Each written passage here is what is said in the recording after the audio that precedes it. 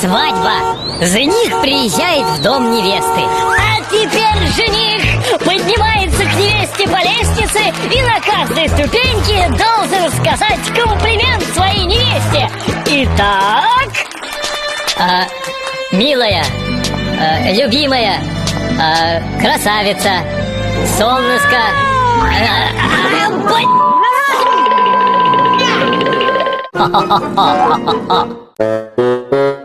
А вот интересно, почему в старину девки прыгали через костер? Просто эпилятор придумали гораздо позже.